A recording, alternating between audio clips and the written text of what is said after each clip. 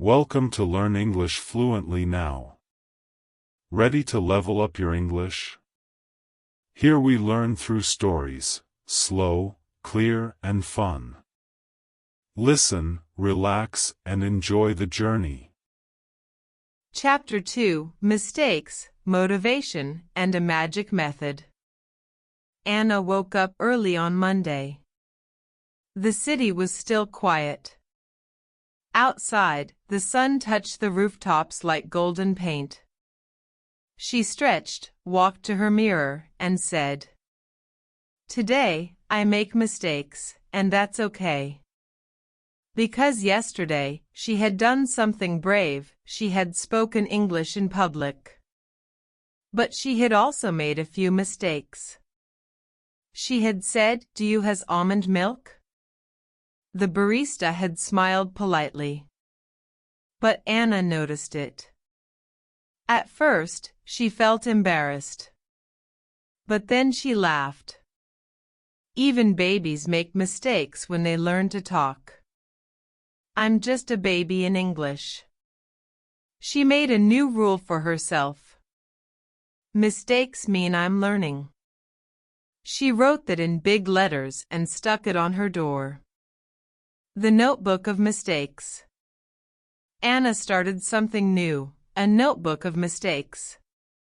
But instead of feeling bad, she made it playful. For each mistake, she wrote the wrong sentence, the correct sentence, a small funny drawing, a new example with the correct word. Example: Do you has almond milk? Do you have almond milk? Drawing: a cow with sunglasses and an almond hat. New sentence: Do you have any sugar? Do you have a pen? Anna's notebook became her best teacher. Every page showed progress, not failure. Mini conversations, major growth. On Tuesday, Anna went to the park.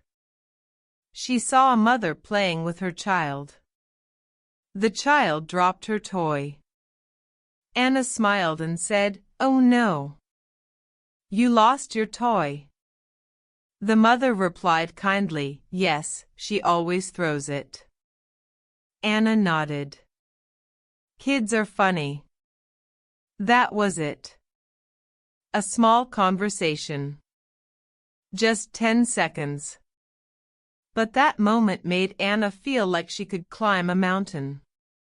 She made a new habit, one mini conversation a day. At the bakery.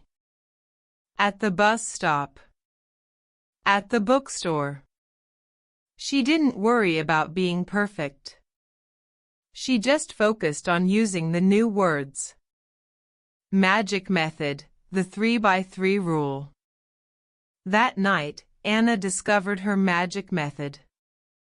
She called it the 3x3 rule. Here's how it worked.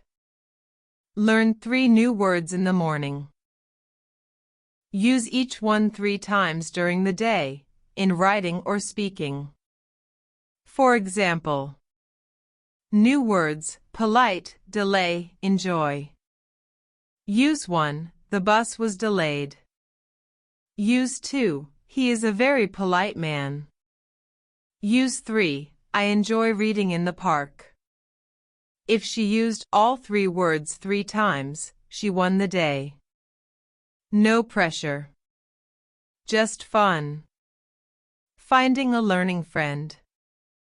By Wednesday, Anna felt more confident.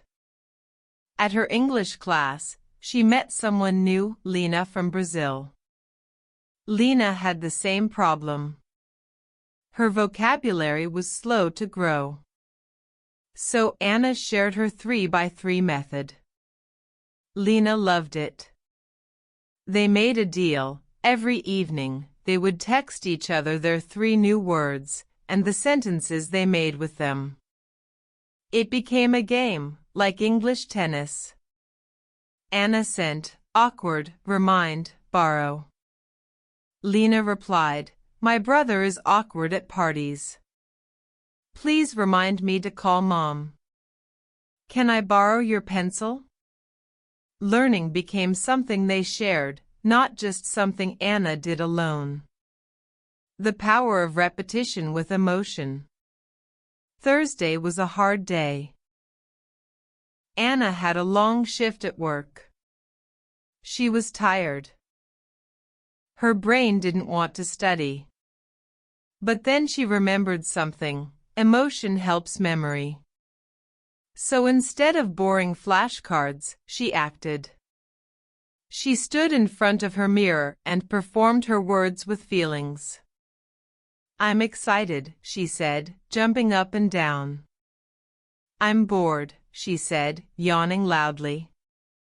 "I'm angry," she growled and crossed her arms. Her cat ran away in fear. But it worked. Feeling the words made them unforgettable. Small wins, big motivation. On Friday, she went to a language exchange cafe. There were people from all over the world: China, Egypt, Spain, India. Anna introduced herself. "Hi, I'm Anna. I'm from Poland. I've been in London for 3 weeks." She had practiced that line for days. One guy said, "Your English is really good." Anna smiled wide. Was her English perfect? No. But someone understood her. And that meant everything. She went home and danced in her room. She sang new words out loud. Believe. Improve. Achieve. Vocabulary from music and movies. That weekend, Anna tried something different. She watched a Disney movie with English subtitles. She paused it often. Wrote down new words. Said them aloud. From the movie Moana, she learned. Voyage. Brave. Ocean. Destiny. She made a poem with them. On my voyage across the sea, I'll be brave, I'll be free. The ocean calls, it speaks to me. My destiny is clear to see. Now she wasn't just learning English. She was living it. The turning point. That Sunday, a tourist approached Anna at a train station. "Excuse me," the woman asked, "do you know how to get to Tower Bridge?" Anna smiled. For a moment, she almost froze. Then she remembered all her flashcards, stories, emotions, and tiny conversations. She took a deep breath and said, "Yes, it's just 2 stops from here. Take the district line.